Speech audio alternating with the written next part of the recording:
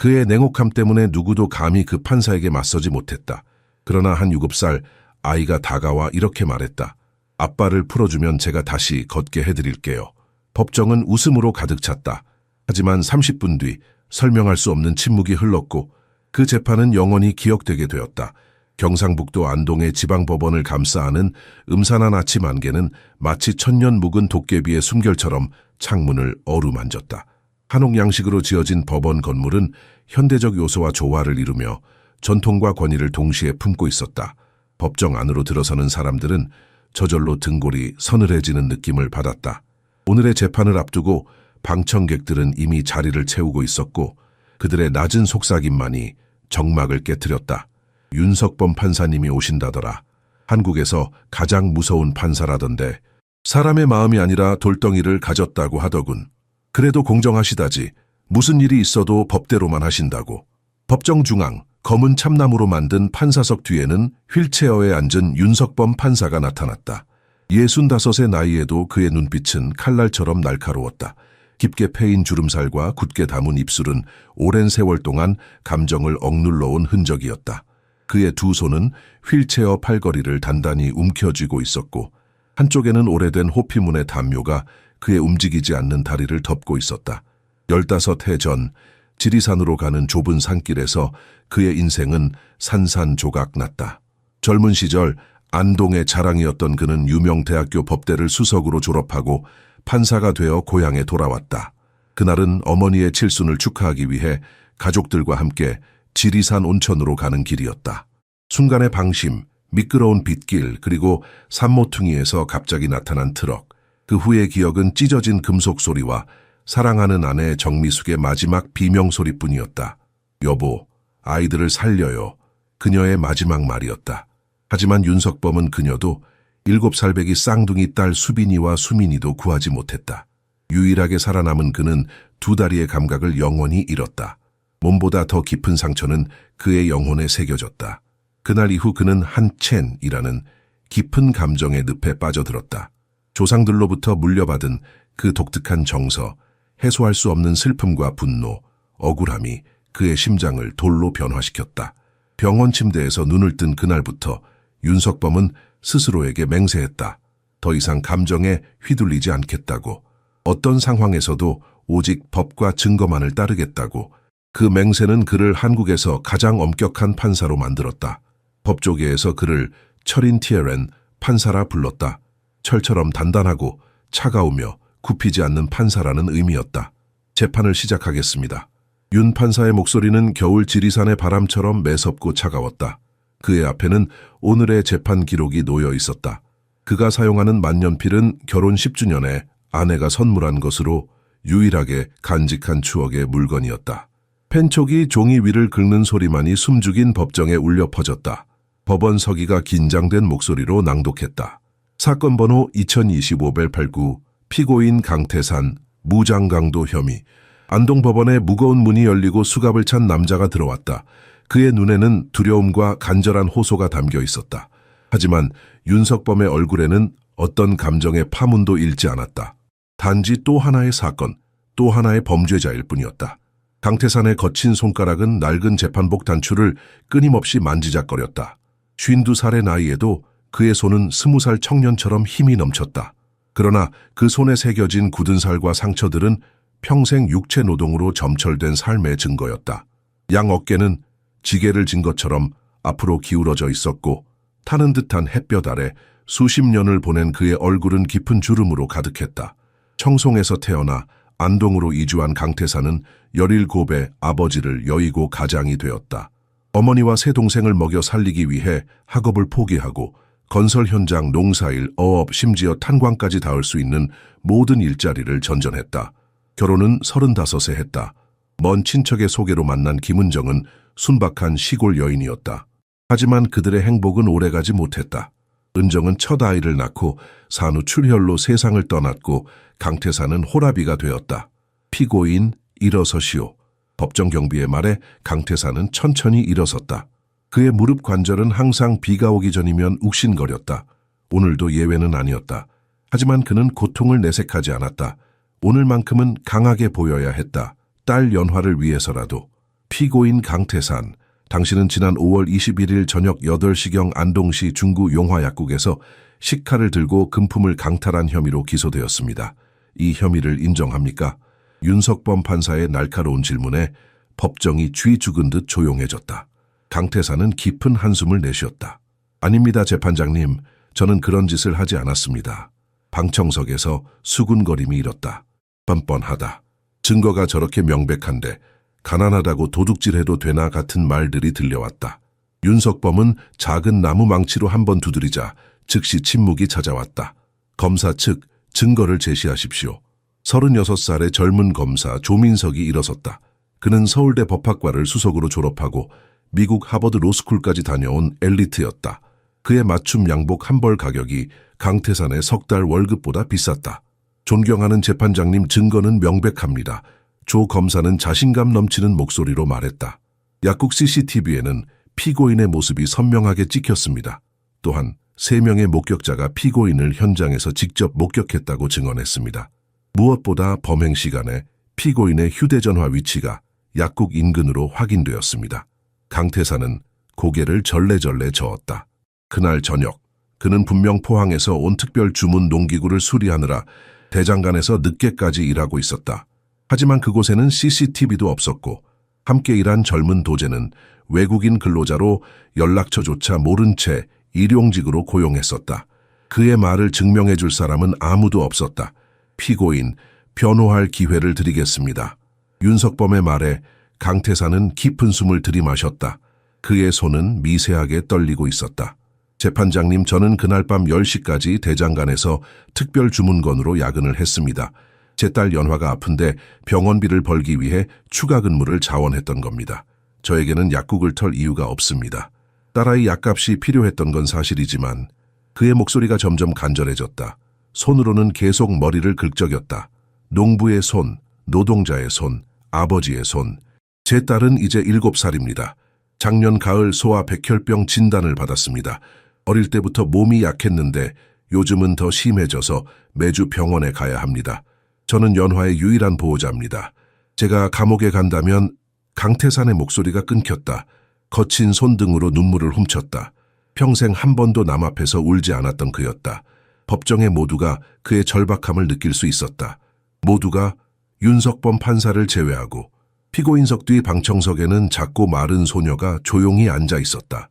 연화는 턱을 작은 손에 괸고 재판 과정을 한순간도 놓치지 않고 지켜보고 있었다. 그녀가 입은 하늘색 한복은 많이 발해 있었고 낡은 고무신은 수없이 많은 시골길을 걸어온 흔적이 역력했다. 연화의 까만 눈동자는 어린아이답지 않은 깊은 결의가 담겨 있었다. 그녀의 얼굴은 창백했고 머리카락은 지난 항암 치료로 인해 짧고 성기게 자라 있었다. 소아 백혈병과의 싸움은 그녀의 작은 몸에 깊은 상처를 남겼지만 영혼만은 더욱 강하게 만들었다.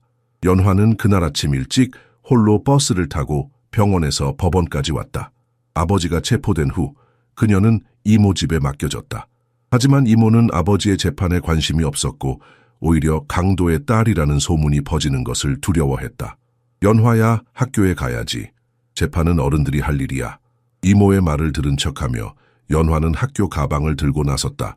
하지만 그녀의 발걸음은 학교가 아닌 법원을 향했다.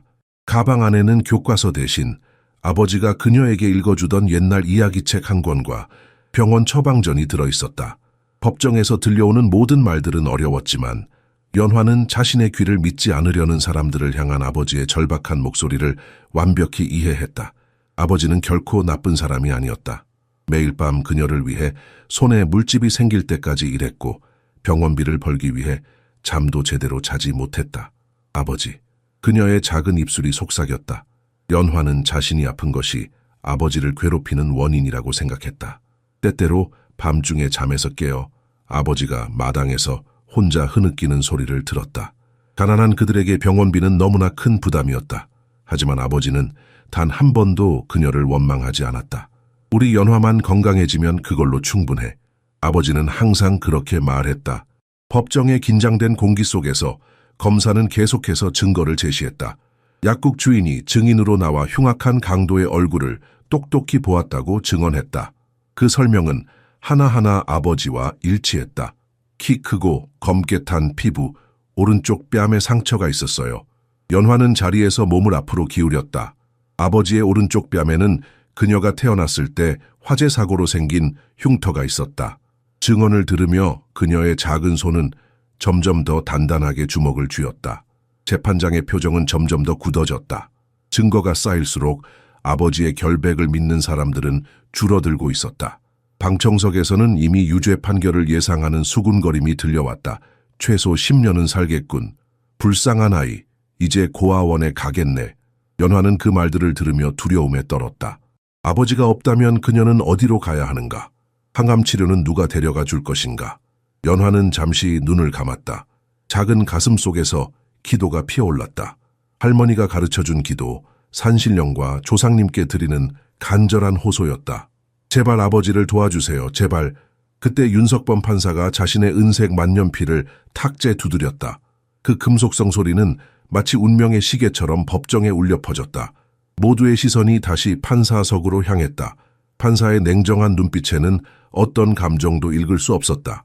증거 검토를 마치겠습니다. 최종 판결은 30분 후에 내리겠습니다. 연화의 심장이 빠르게 뛰기 시작했다. 단 30분 안에 아버지의 운명이, 그리고 그녀의 운명이 결정될 것이다. 그녀의 작은 머릿속에서는 계획이 형성되기 시작했다. 어린 나이에도 불구하고 연화는 이 순간이 모든 것을 바꿀 수 있는 기회라는 것을 직감적으로 알았다. 규정 시간, 윤석범 판사는 판사실로 돌아와 창가에 휠체어를 세웠다. 바깥에는 봄비가 내리기 시작했다. 그는 안경을 벗고 눈을 잠시 감았다. 피로가 온몸을 짓누르는 듯했다. 서랍에서 약병을 꺼내 두 알의 진통제를 삼켰다. 척추 통증은 날이 갈수록 심해지고 있었다.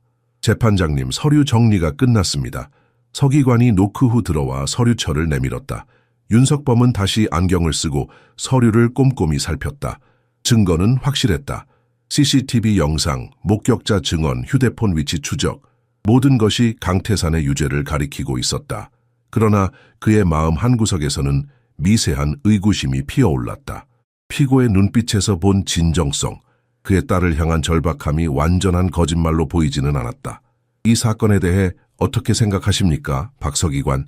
박서기관은 놀란 표정을 감추지 못했다.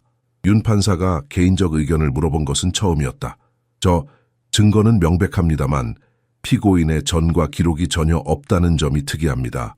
보통 이런 계획적인 강도는 초범이 저지르기 어렵습니다. 윤석범은 고개를 끄덕였다. 그도 같은 생각이었다. 50평생을 성실하게 살아온 사람이 갑자기 강도가 된다는 것은 논리적으로 맞지 않았다. 하지만 법은 증거에 기반해야 했다. 감정이나 직관이 아닌. 지역신문 기자들이 많이 왔군요. 네, 안동일보와 경북신문에서 왔습니다.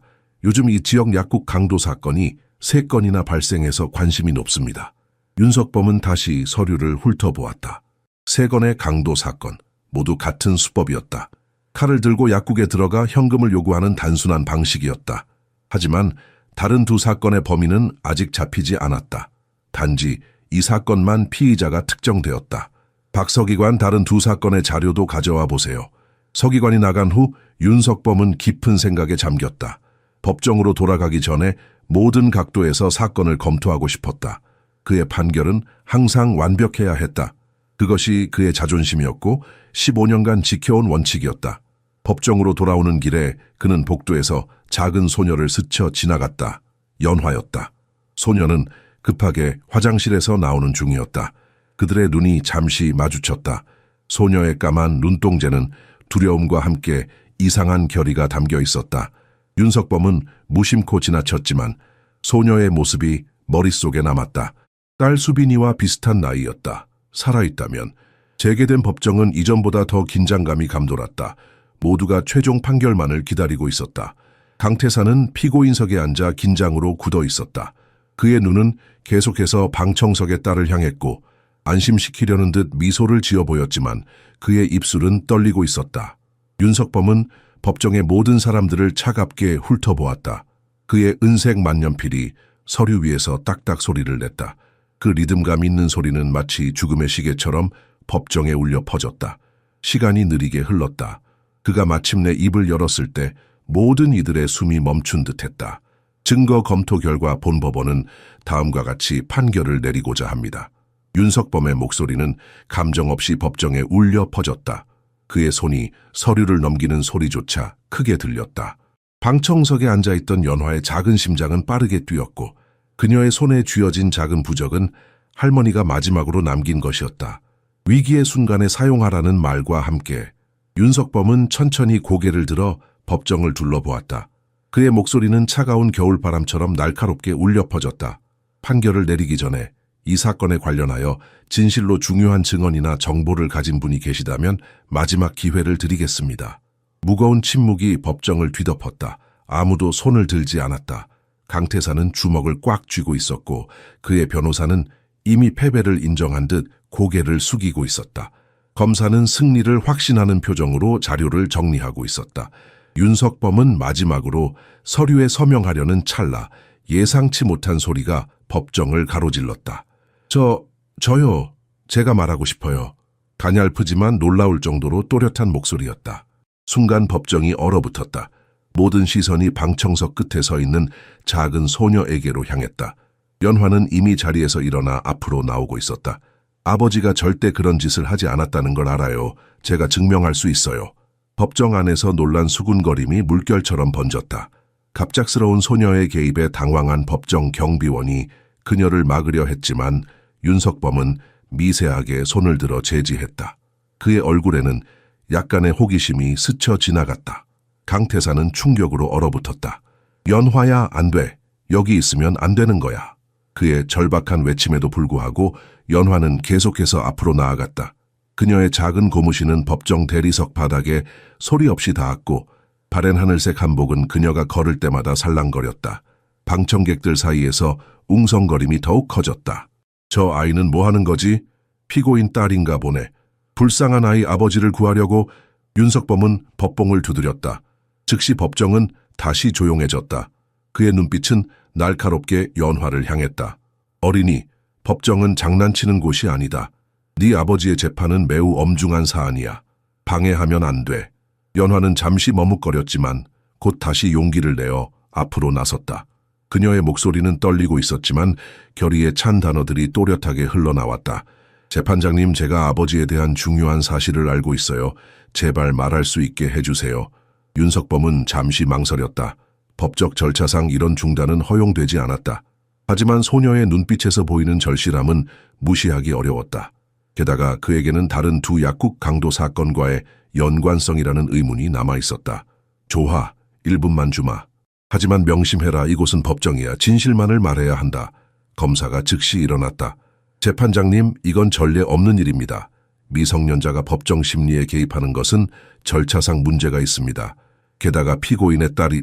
윤석범은 손을 들어 검사의 발언을 중단시켰다. 검사님, 우리 법원의 주된 임무는 진실을 밝히는 것입니다. 이 아이가 중요한 증언을 가지고 있다면 들어볼 가치가 있습니다. 연화는 판사석 앞으로 더 가까이 다가왔다. 그녀의 얼굴은 창백했지만 눈빛만은 결연했다. 방청석에서는 여전히 수군거림이 이어졌고 기자들은 이 예상치 못한 전개에 열심히 메모를 하고 있었다. 연화가 판사석 바로 앞에 서자 긴장감은 최고조에 달했다. 강태사는 자리에서 일어나려 했지만 경비원이 그의 어깨를 누르며 저지했다. 그의 눈에는 딸을 향한 걱정과 두려움이 가득했다. 연화의 작은 발걸음 소리가 법정 대리석 바닥에 미세하게 울렸다. 그녀의 한복 치마가 살짝 흔들리는 모습은 마치 풍경화 속 연고치 바람에 일렁이는 것처럼 아름다웠다. 그러나 그 작은 몸에 담긴 의지는 어떤 성인보다도 강렬했다. 그녀의 눈빛은 자신의 나이에 어울리지 않게 단단했다. 경비원이 다시 그녀를 막으려 했지만 윤석범은 고개를 미세하게 저었다. 연화는 판사석 앞 증인석에 섰다. 너무 작아서 그녀의 턱은 간신히 증인석 위로 보였다. 법정의 모든 사람들이 숨을 죽인 채 이 특별한 순간을 지켜보고 있었다. 이름이 뭐니? 윤석범이 부드럽게 물었다. 그의 목소리에서 처음으로 차가움이 조금 가시고 온기가 느껴졌다. 강연화입니다, 재판장님. 소녀는 공손하게 인사를 했다. 깊이 절하는 그 모습에서 전통적인 예의 범절이 배어 있었다. 올해 7살이고 강태산 아버지의 딸입니다. 법정 뒤쪽에서 누군가 작게 한숨을 내쉬었다. 불쌍한 아이. 연화는 아랑곳하지 않고 계속 말했다. 재판장님, 제가 아주 중요한 말씀을 드리고 싶어요. 아버지는 절대로 나쁜 일을 하지 않았어요. 그날 밤 아버지는 정말 대장간에 계셨어요. 강태사는 눈을 감았다. 딸을 위험에 빠뜨리게 된 자신의 처지가 너무 고통스러웠다. 하지만 연화는 멈추지 않았다. 아버지는 매일 밤 저에게 이야기를 읽어주세요. 아프지 말라고 약을 직접 챙겨주시고 병원에 데려가 주시고 어떤 날은 너무 피곤해서 서서 주무시기도 하는데 그래도 절대 나쁜 일은 하지 않으세요. 법정은 여전히 조용했지만 공기 중에는 미묘한 변화가 느껴졌다. 연화의 진실된 목소리에 무언가 마음이 움직이는 듯했다. 그날 밤에도 아버지는 제 약값을 벌기 위해 늦게까지 일하셨어요. 아버지가 말씀하신 것처럼요. 윤석범은 미간을 좁혔다. 어린이, 그날 밤 네가 아버지와 함께 있었니? 연화는 머리를 저었다. 아니요. 저는 이모 집에 있었어요. 하지만 아버지가 그날 밤 전화를 주셨어요. 대장간에서요. 배경에서 풀무 소리가 들렸어요. 검사가 자리에서 벌떡 일어났다. 재판장님, 이건 증거로 인정될 수 없습니다. 단순한 아이의 증언일 뿐입니다. 윤석범은 손을 들어 검사를 제지했다. 그의 눈은 여전히 소녀에게 고정되어 있었다. 전화 통화 시간이 언제였지? 연화는 잠시 생각하더니 대답했다. 저녁 9시 30분이요. 제가 약을 먹어야 하는 시간이라 아버지가 항상 그때 전화하세요. 윤석범은 서류를 넘겼다. 범행 시간은 8시경으로 기록되어 있었다. 9시 30분에 피고인이 대장간에 있었다는 것이 증명된다면, 하지만 단순한 전화 통화만으로는 부족했다. 연화는 판사석에 더 가까이 다가갔다. 그녀의 작은 손이 주머니에서 무언가를 꺼냈다. 낡은 휴대폰이었다. 여기 증거가 있어요. 아버지와의 통화가 녹음되어 있어요. 이모가 제 전화로 항상 아버지 목소리를 녹음해두라고 했어요. 제가 병원에 있을 때 듣게 하려고요. 법정에 다시 한번 놀라움의 물결이 퍼졌다. 연화의 말과 행동에는 어떤 거짓도 없어 보였다. 어린아이의 순수한 진실이 법정을 뒤흔들고 있었다. 윤석범은 소녀를 바라보며 깊은 생각에 잠겼다. 어쩌면 이 아이의 증언이 사건의 진실을 밝히는 열쇠가 될지도 모른다고 생각했다. 그의 내면에서는 오랜만에 정의에 대한 진정한 갈망이 피어올랐다. 연화의 작은 손에 들린 휴대폰은 법정의 모든 시선을 사로잡았다. 윤석범은 법원 서기에게 고개를 끄덕여 휴대폰을 가져오도록 지시했다. 증거 검토가 진행되는 동안 법정은 잠시 소란스러워졌다. 이때 연화는 결정적인 한 걸음을 더 내디뎠다. 그녀의 목소리는 갑자기 더 단단해졌고 그 말은 법정 전체를 충격에 빠뜨렸다.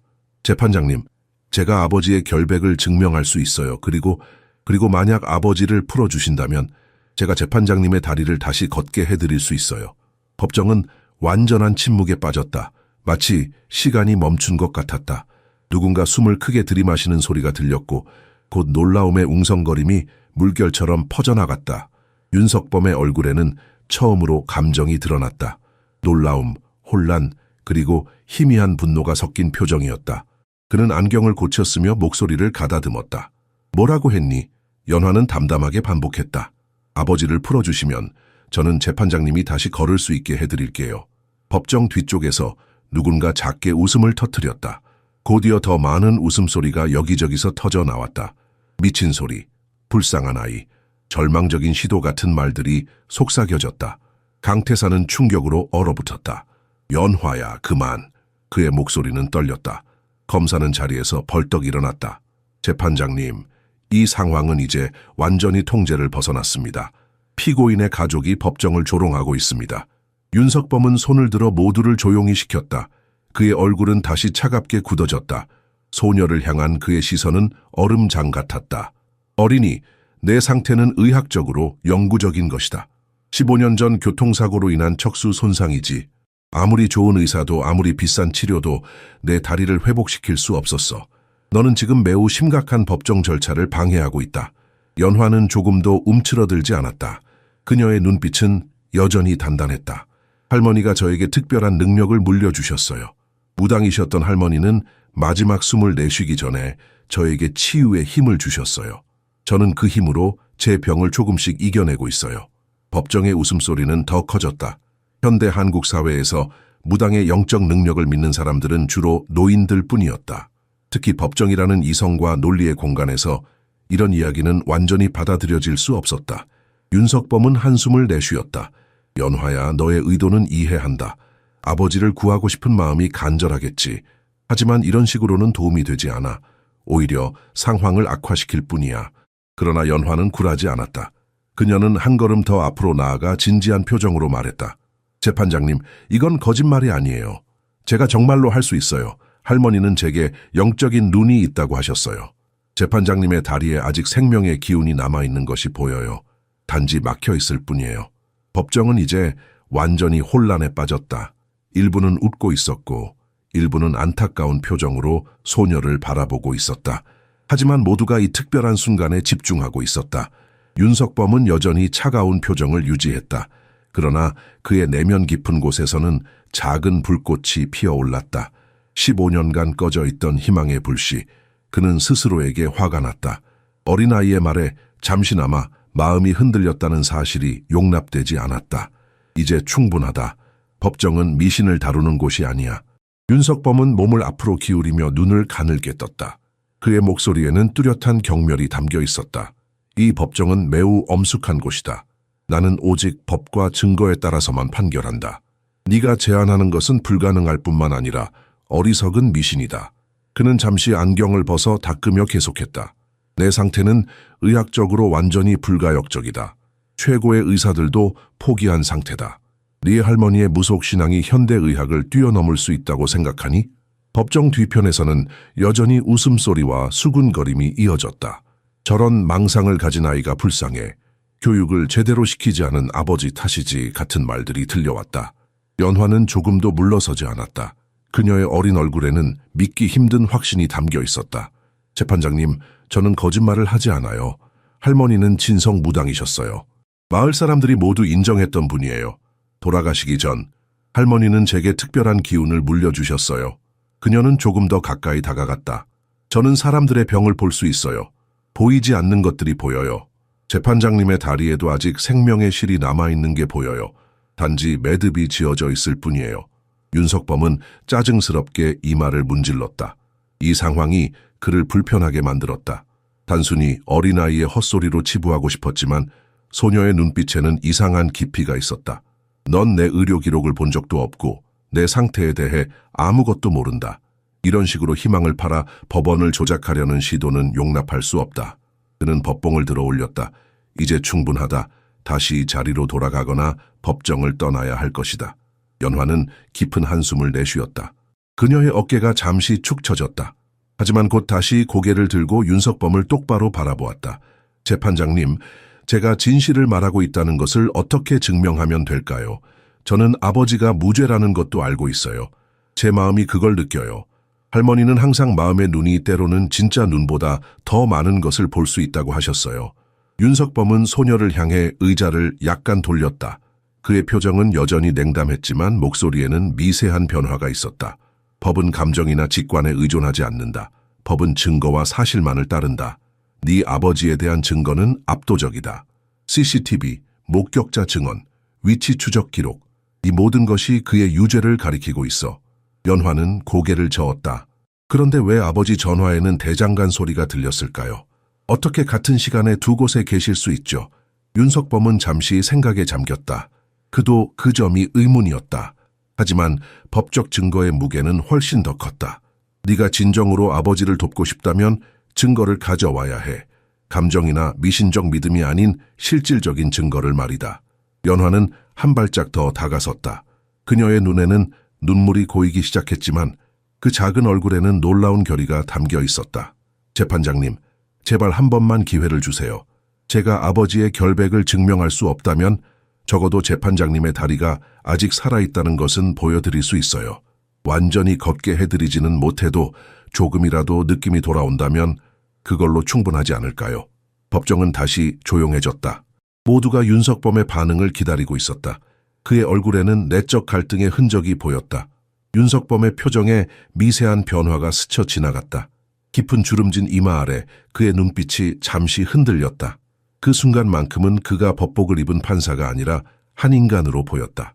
그러나 그는 곧 감정을 억누르고 다시 냉정한 목소리로 말했다. 넌 내 의료 기록을 본 적도 없다. 서울대병원 최고의 신경외과 의사들조차 포기한 상태다. 신경이 완전히 단절되었고 어떤 수술로도 회복이 불가능하다는 진단을 받았다. 연화는 한 걸음 더 다가갔다. 그녀의 얼굴에는 이상한 빛이 감돌았다. 오랜 병상 생활이 그녀에게 어른스러운 깊이를 부여한 듯했다. 제가 한 번만 기회를 주시면 어떨까요? 저는 아주 조금만 시도해 볼게요. 완전히 걷게 해드리겠다는 게 아니라 단지 생명의 기운이 아직 남아있다는 것을 보여드리고 싶어요. 법정은 이 특별한 대화에 완전히 사로잡혔다. 웃음소리도 수군거림도 잦아들었다. 강태사는 자리에서 일어나려 했지만 경비원이 다시 그를 제지했다. 연화야, 이제 그만하자. 이건 너무 무례한 행동이다. 그의 목소리는 떨렸다. 윤석범은 생각에 잠겼다. 평소라면 즉시 이런 상황을 중단시켰을 것이다. 하지만 오늘은 무언가 달랐다. 아침부터 느껴지던 그 이상한 불안감, 다른 약국 강도 사건과의 연관성에 대한 의구심, 그리고 소녀의 눈빛에서 느껴지는 진정성. 그는 자신이 이런 감정에 흔들리는 것이 못마땅했다. 이건 법정이다. 순례지나 굿당이 아니야. 그의 말은 차가웠지만 그 안에는 미세한 흔들림이 있었다. 연화는 고개를 숙였다. 저도 알아요. 하지만 진실은 항상 한 가지 모습으로만 나타나지 않아요. 할머니가 그렇게 가르쳐 주셨어요. 윤석범은 안경을 벗어 눈을 비볐다. 그의 흰 머리카락 사이로 땀방울이 맺혔다. 갑자기 허벅지 위쪽에서 가려움이 느껴진 것 같았다. 하지만 그는 그것을 단순한 착각으로 치부했다.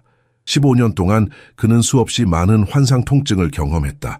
법정은 깊은 침묵 속에 빠져 있었다. 모두가 판사의 결정을 기다리고 있었다. 윤석범은 잠시 눈을 감았다가 다시 떴다. 그의 눈에는 이제 다른 감정이 담겨 있었다. 아주 희미하게 반짝이는 호기심. 좋아, 어린이. 내게 30초를 주마. 하지만 명심해라.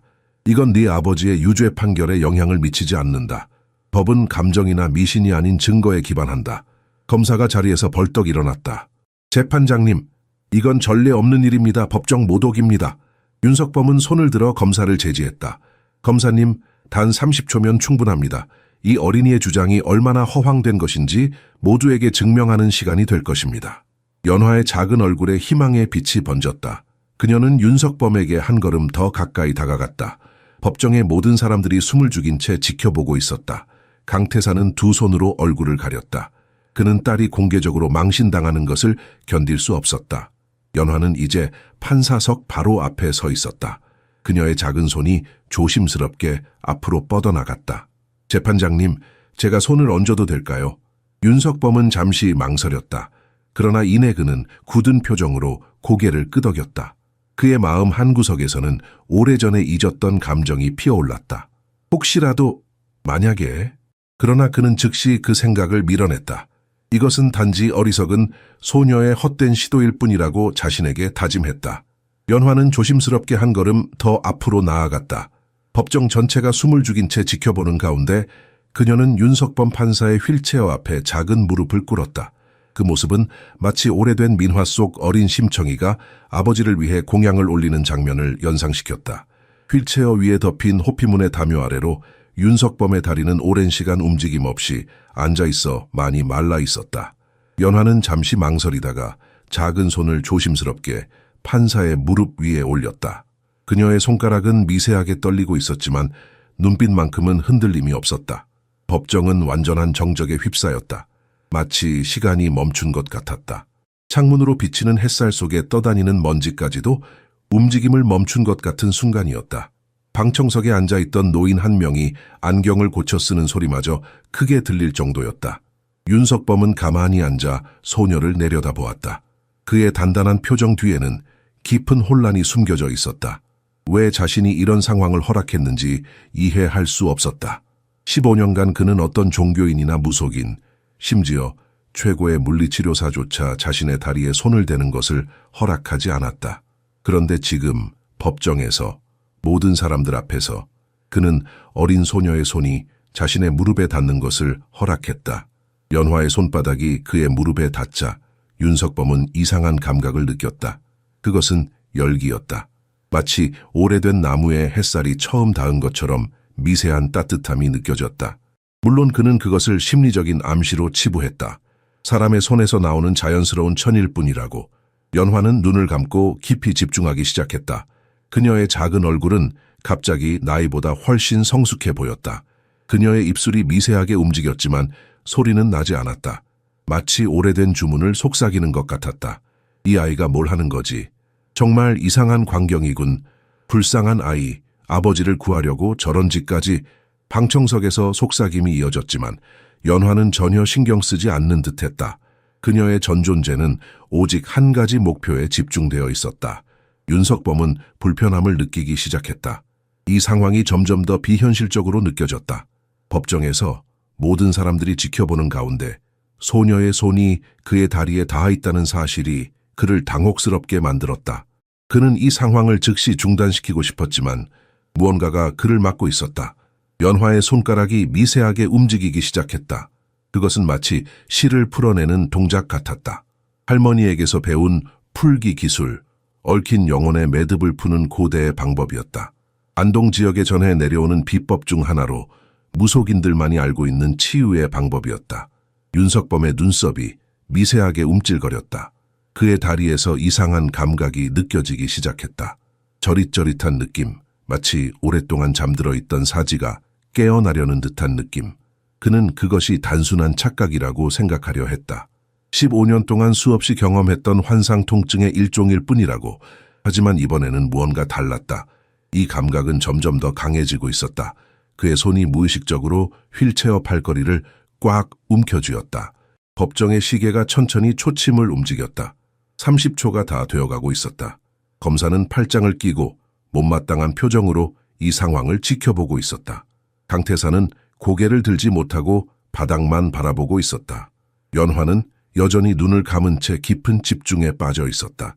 그녀의 작은 입술이 미세하게 움직이며 속삭였다. 풀어지세요. 흐르세요. 살아나세요. 연화의 입술에서 흘러나오는 속삭임은 점점 더 뚜렷해졌다.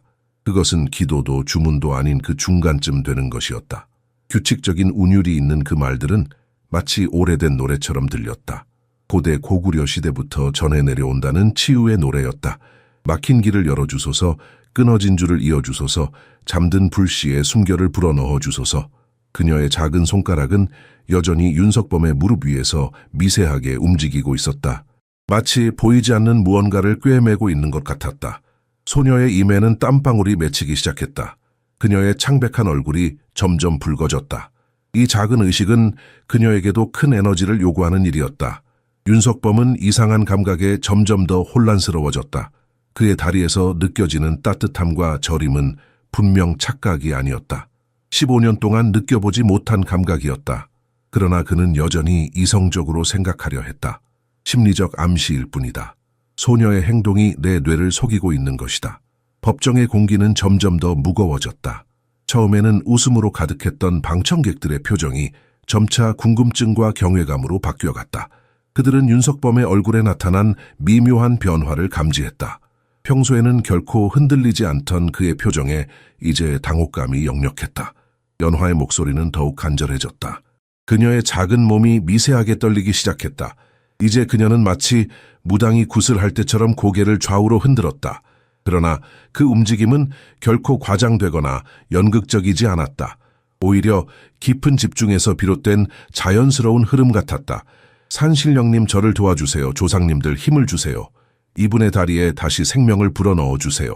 윤석범의 입에서 작은 신음이 새어나왔다. 그는 즉시 입을 다물었지만 가까이 있던 서기관은 그 소리를 들었다. 서기관의 눈이 놀라움으로 커졌다. 강태사는 이제 고개를 들어 딸을 바라보고 있었다.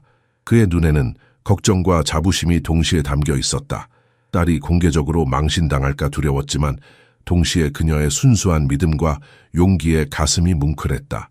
연화의 손바닥 아래에서 윤석범의 다리가 미세하게 움찔거렸다. 그것은 너무 작은 움직임이어서 아무도 알아차리지 못했다. 윤석범 자신조차도 그것이 실제인지 환상인지 구분할 수 없었다. 그러나 그 순간 그의 마음에는 15년 만에 처음으로 희망의 씨앗이 피어올랐다. 소녀의 목소리는 이제 가늘게 떨리고 있었다. 그녀의 힘이 점점 소진되고 있음이 분명했다. 백혈병으로 약해진 그녀의 몸은 이런 강도 높은 정신적, 육체적 노력을 오래 견디기 어려웠다. 제발, 제발. 그녀의 목소리가 점점 작아졌다. 윤석범은 자신도 모르게 소녀를 향해 몸을 기울였다. 그의 얼굴에는 이제 복잡한 감정이 교차하고 있었다. 불신과 희망, 두려움과 기대가 뒤섞인 표정이었다. 법정 뒤쪽에서 누군가 크게 기침을 했다. 그 소리가 마치 주문을 깨는 것처럼 공간을 가로질렀다. 연화의 어깨가 살짝 움찔했지만 그녀는 집중을 잃지 않으려 애썼다. 시계의 초침이 또 한 바퀴를 돌았다. 30초가 훨씬 지났지만 윤석범은 그 사실을 언급하지 않았다. 그는 마치 시간이 멈춘 곳에 있는 것처럼 느껴졌다. 그의 내면에서는 오랫동안 잊고 있던 감정들이 일렁이기 시작했다. 갑자기 법정 뒤쪽에서 웃음소리가 터져 나왔다. 처음에는 작은 킥킥거림이었지만 곧 더 큰 웃음소리로 변했다. 누군가가 야유를 던졌다. 이게 다 뭐 하는 짓이야? 21세기의 무당 노름이라니. 다른 목소리가 이어졌다. 저 아이는 정신과 상담이 필요해 보이는데? 웃음소리는 점점 더 퍼져나갔다. 연화의 진지한 시도가 이제 조롱거리가 되어가고 있었다. 한국 사회에서 무속신앙은 여전히 노인들 사이에서는 존중받았지만 젊은 세대와 교육받은 도시인들에게는 미신으로 치부되곤 했다. 특히 법정이라는 이성과 논리의 공간에서 이런 장면은 더욱 부조화로 보였다. 저 판사님도 참 이런 쇼를 허락하다니. 아마도 불쌍한 아이라서 마지막 소원을 들어주려는 거겠지. 어차피 아버지는 감옥 가는데 정신적 충격으로 현실을 부정하는 거야. 야유와 조롱의 목소리가 점점 더 커졌다. 방청석의 분위기는 처음에 호기심에서 이제 노골적인 비웃음으로 바뀌었다. 일부 기자들은 이 이상한 광경을 카메라에 담고 있었다. 내일 지역신문의 헤드라인이 될 것이 틀림없었다. 연화는 이 모든 소리를 들었지만 집중을 잃지 않으려 애썼다. 그녀의 작은 손가락은 여전히 윤석범의 무릎 위에서 움직이고 있었다. 그러나 이제 그녀의 눈가에는 눈물이 맺히기 시작했다. 그것은 단순한 슬픔의 눈물이 아니었다. 깊은 집중과 육체적 노력에서 비롯된 눈물이었다. 강태사는 더 이상 참을 수 없었다. 그는 자리에서 벌떡 일어나려 했지만 경비원이 그의 어깨를 강하게 누르며 저지했다. 연화야, 이제 그만하자. 제발. 그의 목소리는 절망으로 가득했다. 윤석범은 여전히 소녀를 내려다보고 있었다. 그의 표정은 이제 복잡했다. 처음의 냉담함은 사라지고 이제 혼란과 불안, 그리고 희미한 기대가 뒤섞인 표정이었다. 그는 자신의 다리에서 느껴지는 이상한 감각에 집중하고 있었다. 저림과 따뜻함, 그리고 미세한 움직임의 감각. 그것이 실제인지 환상인지 구분하기 어려웠다. 방청석의 웃음소리는 점점 더 커졌다. 이제 몇몇 사람들은 손가락으로 소녀를 가리키며 속삭였다. 그들의 눈에는 조롱과 동정이 뒤섞여 있었다. 저 불쌍한 아이, 아버지 때문에 저런 망신을. 누가 좀 말려야 하는 거 아냐. 정신적 학대나 다름없잖아. 내일 신문에 대서특필되겠군. 판사를 고치려 한 어린 무당이라. 연화의 어깨가 미세하게 떨리기 시작했다. 그녀의 작은 몸은 이미 한계에 도달한 듯했다. 백혈병 치료로 약해진 그녀의 체력은 빠르게 소진되고 있었다. 그러나 그녀는 포기하지 않았다. 그녀의 입술은 여전히 작은 주문을 속삭이고 있었다. 법정의 웃음소리와 야유는 이제 거의 통제불능 상태가 되었다. 검사는 만족스러운 표정으로 이 상황을 지켜보고 있었다. 그의 눈에는 내가 말했잖아요 라는 표정이 역력했다. 한 남자가 특히 큰 소리로 웃으며 말했다. 야, 저 아이 뭐 하는 거야? 내가 봤을 때는 아무 일도 안 일어나는데. 판사님, 다리가 움직이세요? 하하하. 그 말에 다른 사람들도 더 크게 웃기 시작했다. 법정은 이제 완전히 통제를 벗어난 듯했다. 서기관은 당황한 표정으로 윤석범을 바라보았다. 평소라면 법정 질서를 어지럽히는 이런 상황을 즉시 제지했을 그가 오늘은 이상하게도 침묵하고 있었기 때문이다. 윤석범은 마침내 한쪽 눈썹을 치켜올리며 차가운 웃음을 지었다. 그 웃음소리는 마치 얼음이 갈라지는 소리처럼 날카롭게 법정에 울려 퍼졌다. 즉시 방청석의 웃음소리가 잦아들었다. 이제 충분하다. 그의 목소리는 단호했다. 어린이, 이건 단지 그것뿐이냐? 네 소위 치유의 힘이라는 것이 보여줄 수 있는 것은 여기까지인가? 연화는 천천히 고개를 들었다. 그녀의 얼굴은 땀으로 범벅이 되어 있었고 창백한 뺨 위로 눈물 자국이 선명했다. 그녀는 윤석범의 눈을 바로 쳐다보았다. 그녀의 눈빛에는 이상하게도 절망보다는 확신이 담겨 있었다. 윤석범은 가식적인 감사의 말을 이었다. 내 열정에 감사하지만 예상대로 아무 일도 일어나지 않았다. 내 다리는 여전히 움직이지 않고 어떤 감각도 돌아오지 않았다. 그러나 그의 말과 달리 그는 자신의 다리에서 분명히 무언가를 느꼈다. 오른쪽 허벅지 아래에서 시작된 따뜻한 감각이 무릎까지 퍼져나가고 있었다. 마치 오랫동안 얼어있던 강물이 봄이 되어 조금씩 녹아내리는 것 같은 느낌이었다. 하지만 그는 이것이 단순한 심리적 착각이라고 자신을 설득했다. 윤석범의 말이 끝나자마자 법정은 다시 웃음바다가 되었다. 이번에는 더 큰 조롱과 비웃음이 뒤섞인 소리였다. 역시 그냥 미신이었네. 저 아이는 어떤 영화를 너무 많이 본 모양이군. 판사님 참 인내심이 대단하시네요. 저런 광대극을 끝까지 지켜보시다니. 더 심한 조롱도 이어졌다. 한 젊은 남자는 친구에게 속삭였다. 야, 내가 저 아이 다음으로 판사님 치료해볼까? 내 특별한 능력으로 말이야. 그 말에 두 사람은 키득거리며 웃었다. 강태사는 이제 완전히 굴욕감에 빠져 있었다. 그의 딸이 모든 사람들 앞에서 이런 대접을 받는 것을 보는 것은 그에게 상상할 수 없는 고통이었다. 그는 연화를 향해 손을 뻗었지만 경비원이 그를 단단히 붙잡고 있었다. 연화야, 괜찮아. 이제 그만하자. 네가 아버지를 위해 최선을 다했어. 연화는 천천히 일어섰다. 그녀의 작은 몸은 지쳐 보였지만 그녀의 눈빛만큼은 여전히 단단했다. 그녀는 윤석범을 똑바로 바라보며 조용히 말했다. 재판장님, 제가 느꼈어요. 분명히 느꼈어요. 재판장님의 다리에 아직 생명이 남아있어요. 단지 시간이 더 필요할 뿐이에요. 윤석범은 이제 약간 짜증이 난 듯했다. 그는 안경을 고쳤으며 차갑게 대답했다. 이제 자리로 돌아가거나 아니면 법정을 떠나라. 우리에겐 중요한 판결이 남아있다. 그는 서류를 정돈하며 다시 원래의 냉정한 판사로 돌아갔다. 그의 목소리는 다시 감정이 배제된 기계적인 톤으로 변했다. 증거 검토 결과 본 법원은 피고인 강태산에게 무장강도 혐의로 징역 10년을 선고한다. 그 말이 떨어지자마자 법정은 다시 소란스러워졌다.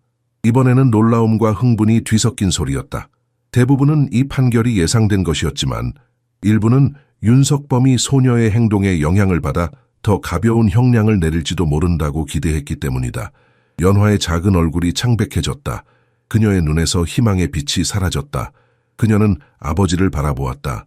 강태산의 눈에는 이미 체념의 빛이 깃들어 있었다. 그는 작게 고개를 끄덕였다. 괜찮아. 네가 최선을 다했어. 그러나 연화에게는 괜찮지 않았다. 그녀의 작은 몸이 떨리기 시작했다. 눈물이 그녀의 뺨을 타고 흘러내렸다. 그녀는 갑자기 뒤로 돌아 법정을 뛰쳐나갔다.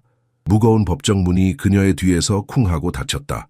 법원 복도를 달려가는 연화의 작은 발소리가 대리석 바닥에 메아리쳤다. 눈물이 그녀의 뺨을 타고 흘러내렸지만 그녀는 소리내어 울지 않았다. 어린 나이에 이미 많은 아픔을 겪어온 그녀는 눈물조차 조용히 삼키는 법을 배웠다.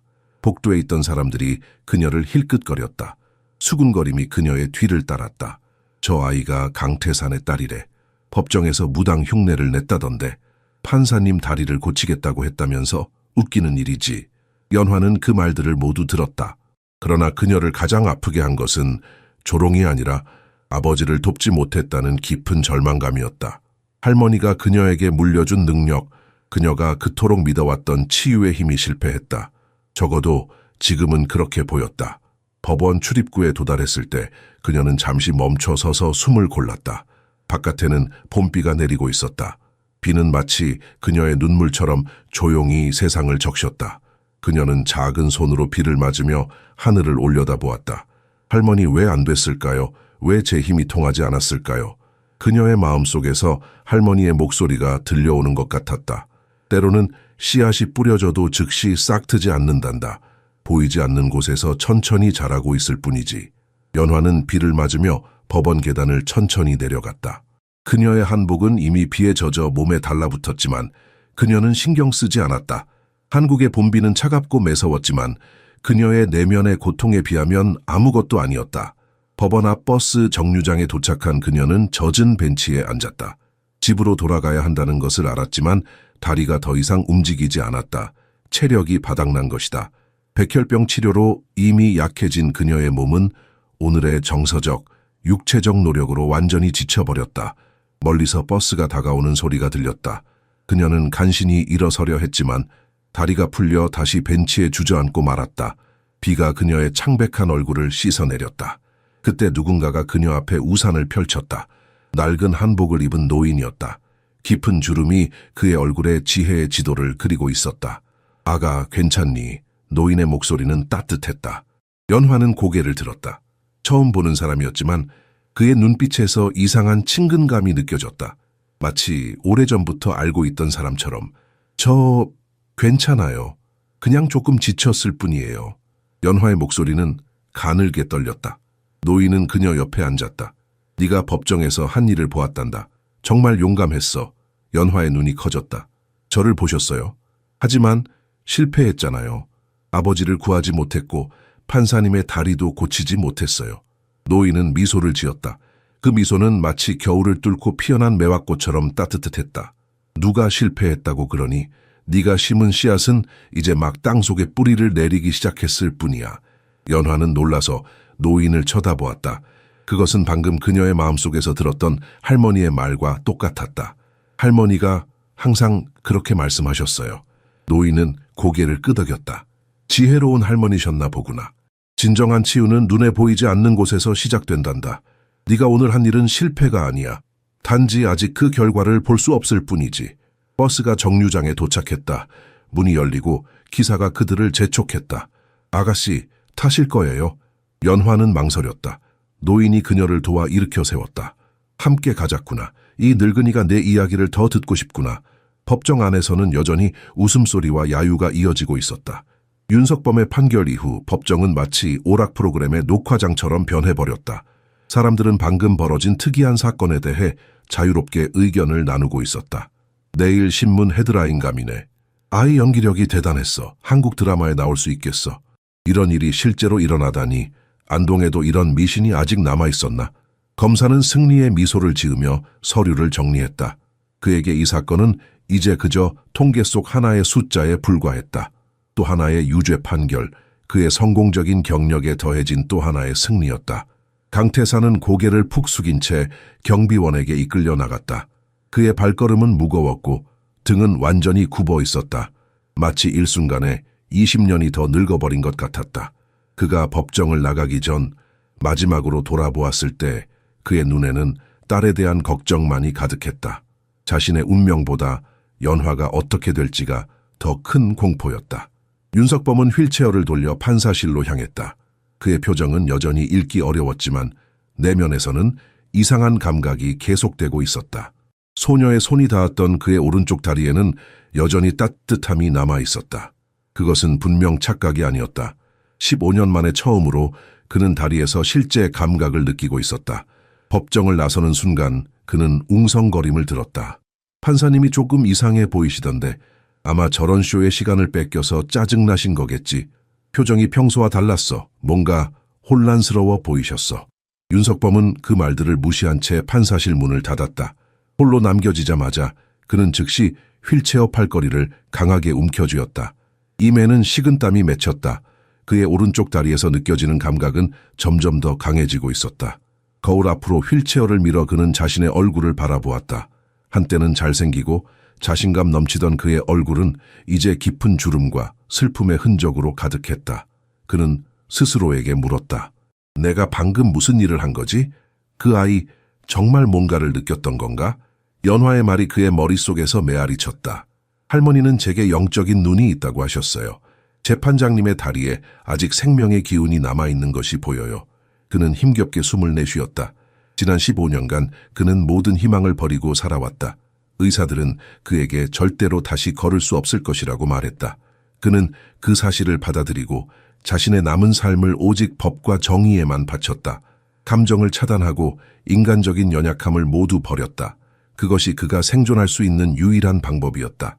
하지만 지금 작은 소녀의 손길 이후 무언가가 변하고 있었다. 그는 손을 뻗어 자신의 오른쪽 무릎을 만졌다. 처음으로 그는 자신의 손가락이 무릎에 닿는 감각을 희미하게 느꼈다. 마치 두꺼운 담요 너머로 무언가를 느끼는 것처럼 희미했지만 그것은 분명히 실제하는 감각이었다. 윤석범의 심장이 빠르게 뛰기 시작했다. 그는 자신의 반응에 당혹스러웠다. 평소에 그라면 이성적으로 이 현상을 분석했을 것이다. 심리적 암시, 환상 통증 혹은 단순한 착각으로 치부했을 것이다. 하지만 지금 그의 마음은 이상하게도 평온했다. 마치 오랫동안 기다려온 일이 드디어 일어난 것처럼. 불가능해. 그는 중얼거렸다. 하지만 그의 목소리에는 확신이 없었다. 갑자기 그는 자신이 내린 판결에 대해 생각했다. 강태산 소녀의 아버지. 모든 증거는 그의 유죄를 가리키고 있었다. 하지만 지금 이 순간 윤석범은 처음으로 의구심이 들었다. 만약 소녀가 다른 일에도 옳았다면? 만약 그녀의 아버지가 정말 결백하다면? 몇 초간의 긴장된 침묵 속에서 윤석범은 자신의 다리를 계속 응시했다. 법정에서 들려오던 웅성거림이 멀어지고 이제 그의 귀에는 자신의 심장 소리만이 크게 울렸다. 그때 갑자기 그는 이상한 메스꺼움을 느꼈다. 위장에 손을 얹고 의자에 몸을 기대며 그는 더욱 놀라운 감각을 인식했다. 따뜻함. 그의 오른쪽 종아리에서 시작된 미묘한 따뜻함이 점점 강해지고 있었다. 그것은 마치 얼어붙은 강물 위로 따뜻한 봄바람이 불어오는 것 같았다. 15년 동안 완전히 차갑고 무감각했던 그곳에서 이제 생명의 징후가 느껴지고 있었다. 윤석범은 격렬히 고개를 저었다. 말도 안 돼, 불가능해. 그는 스스로에게 말했다. 이건 단지 심리적인 암시일 뿐이야. 소녀의 행동이 내 마음에 영향을 준 거야. 하지만 그 감각은 사라지지 않았다. 오히려 점점 더 강해졌다. 따뜻함은 이제 화끈거리는 느낌으로 변했다. 마치 오랫동안 동상에 걸렸던 사지에 혈액이 다시 흐르기 시작한 것처럼 고통스러우면서도 생명력이 넘치는 감각이었다. 윤석범의 손이 무의식적으로 오른쪽 허벅지를 문질렀다. 그리고 그때 그는 몸을 앞으로 숙이며 숨을 들이켰다. 그의 손가락 아래에서 그는 근육의 미세한 움직임을 감지했다. 신라같이 약한 움직임이었지만 분명히 존재했다. 이럴 수가. 그의 목소리는 떨렸다. 그는 무의식적으로 왼손으로 휠체어의 잠금 장치를 풀었다. 오른손은 여전히 허벅지 위에 올려져 있었다. 그곳에서 느껴지는 생명의 맥동은 점점 더 강해지고 있었다. 그것은 마치 겨울 내내 얼어있던 땅 속에서 새싹이 움트는 것과 같은 기적적인 감각이었다. 윤석범은 깊은 숨을 들이마셨다. 그리고 본능적으로 그는 휠체어의 팔걸이를 단단히 잡고 몸을 앞으로 밀었다. 그의 발이 바닥에 닿았다. 15년 동안 그의 발은 단지 장식품처럼 거기 있었을 뿐이었다. 하지만 지금 그는 발바닥을 통해 차가운 대리석의 감촉을 희미하게 느낄 수 있었다. 할 수 있을까? 그는 스스로에게 물었다. 어떤 논리적 생각보다도 강한 충동이 그를 사로잡았다. 그는 팔의 힘을 이용해 천천히 몸을 일으켰다. 평소라면 그의 다리는 즉시 무너져 내렸을 것이다. 하지만 이번에는 달랐다. 그의 오른쪽 다리가 미세하게 떨리기 시작했다. 마치 오랜 잠에서 깨어나 첫 발걸음을 내디디려는 아기처럼 서툴고 불안정했지만 분명히 움직이고 있었다. 윤석범의 심장은 마치 폭풍우 속의 북소리처럼 크게 울렸다. 그의 이마에는 땀방울이 맺혔다. 그는 이제 완전히 서 있었다. 물론 대부분의 체중은 여전히 팔에 의지하고 있었지만 그의 오른쪽 다리는 미세하게 자신의 무게를 지탱하고 있었다. 아이가 옳았어. 그의 입에서 작은 탄성이 새어나왔다. 순간 그의 뇌리에 연화의 다른 말이 스쳐 지나갔다. 아버지가 절대 그런 짓을 하지 않았다는 걸 알아요. 윤석범은 갑자기 머리가 어지러워졌다. 만약 소녀가 이것에 대해 옳았다면 다른 것에 대해서도 옳을 수 있지 않을까? 그가 내린 판결이 잘못된 것은 아니었을까? 그는 서둘러 책상 위의 서류를 향해 손을 뻗었다. 강태산의 파일, 그리고 그가 요청했던 다른 두 약국 강도 사건의 파일이 거기 있었다. 그는 그것들을 다시 한번 검토해야만 했다. 그러나 그가 서류에 손을 뻗는 순간 갑자기 그의 다리에 힘이 빠졌다. 15년 동안 사용하지 않은 근육은 이 갑작스러운 노력을 견딜 수 없었다. 그의 오른쪽 다리가 먼저 휘청거렸고 이어서 왼쪽 다리도 무너져 내렸다. 다리에서 느껴지는 실제 맥박, 15년간 잊고 있던 생명의 약동이 윤석범의 전신을 뒤흔들었다. 그는 눈을 크게 뜨고 믿을 수 없는 현실을 직시하려 했지만 이제 그의 호흡은 점점 더 가빠지고 있었다. 식은땀이 등줄기를 타고 흘렀다. 그때 충동적으로 아무런 생각 없이 그는 휠체어의 지지대를 세게 밀었다. 그의 발이 차가운 대리석 바닥에 단단히 닿았다. 미세한 떨림과 함께 하지만 놀라운 결의로 그는 천천히 몸을 일으켰다. 처음에는 휘청거렸지만 곧 그의 등이 펴지기 시작했다. 더 높이, 그리고 더 높이. 15년 만에 처음으로 윤석범은 완전히 일어섰다. 그의 두 다리는 떨리고 있었지만 기적처럼 그의 체중을 지탱하고 있었다. 순간 그는 마치 신선이 된 것처럼 느꼈다. 세상이 갑자기 다른 관점에서 보였다. 오랫동안 모든 것을 아래에서 바라보던 그가 이제 높은 곳에서 세상을 내려다보고 있었다. 그의 키는 180cm가 넘었다.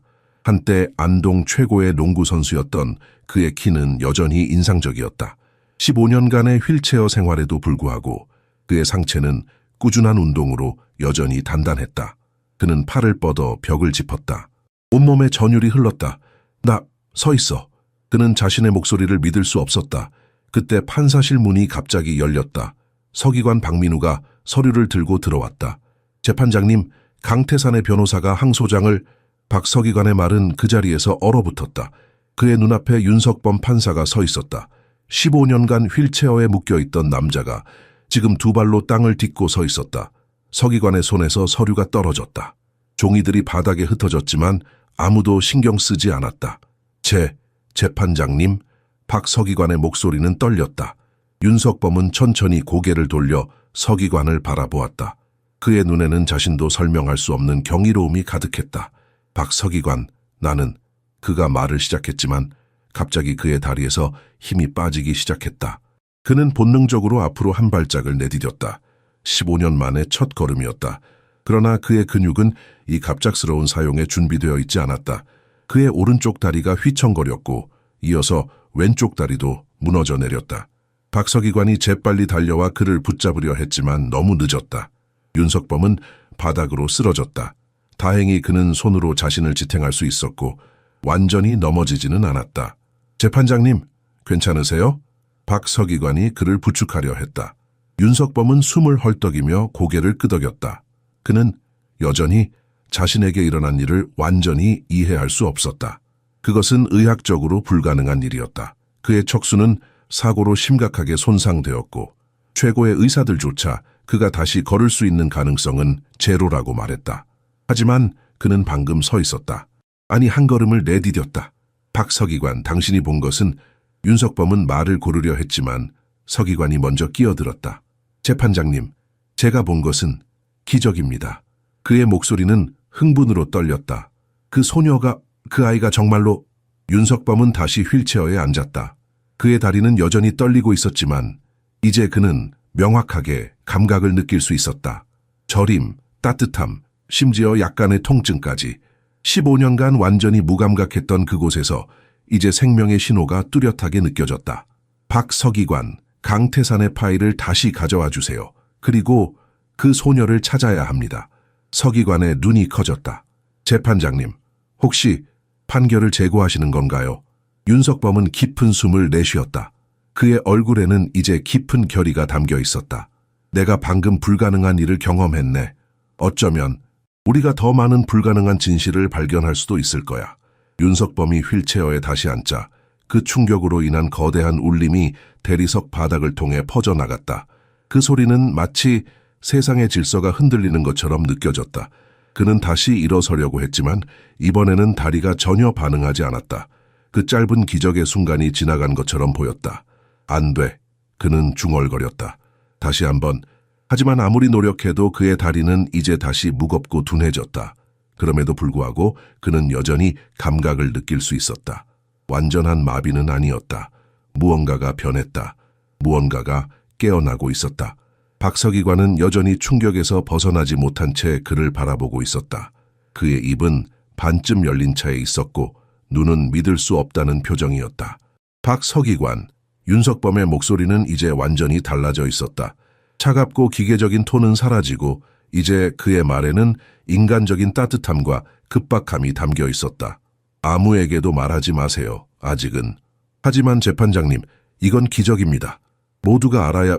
지금은 아닙니다. 윤석범이 단호하게 말했다. 더 중요한 일이 있어요. 강태산의 사건, 내가 실수를 했을지도 모릅니다. 그는 다시 서류를 향해 손을 뻗었다.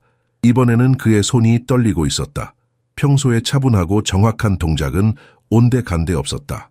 그는 서둘러 다른 두 약국 강도 사건의 파일을 펼쳤다. 여기, 그는 중얼거렸다. 세 사건 모두 같은 패턴이에요. 같은 시간대, 같은 방식, 같은 무기. 하지만 강태산만이 체포되었죠. 윤석범은 머리를 감싸 쥐었다. 15년간 완벽하게 통제된 삶을 살아온 그에게 지난 몇 분간 일어난 일들은 그의 존재 기반을 뒤흔들고 있었다. 그의 몸이, 그의 판단이, 그의 확신이 모두 의심스러워졌다. CCTV 영상을 다시 확인해야 합니다. 그가 결심한 듯 말했다. 그리고 강태산의 휴대폰 통화 기록도 소녀가 말한 대로 그날 밤 9시 30분에 통화가 있었는지 박서기관은 서둘러 메모를 했다. 네, 재판장님, 지금 바로 확인하겠습니다. 윤석범은 창밖을 바라보았다. 봄비는 여전히 내리고 있었다. 그 빗방울 하나하나가 마치 그의 마음에 떨어지는 진실의 조각들처럼 느껴졌다. 그 소녀는 어디로 갔을까요? 그가 물었다. 연화요, 제가 알아보겠습니다. 아마도 이모 집으로 돌아갔을 겁니다. 기록에 주소가 있을 거예요. 윤석범은 천천히 고개를 저었다. 아닐 겁니다. 소녀는 이모와 좋은 관계가 아니었어요. 그녀의 눈빛에서 알 수 있었죠. 그는 자신의 말에 놀랐다. 평소에 그라면 결코 하지 않았을 관찰이었다. 인간의 감정과 관계에 대한 통찰. 그것은 마치 15년간 얼어붙었던 그의 마음도 함께 녹아내리기 시작한 것 같았다. 박서기관이 조심스럽게 물었다.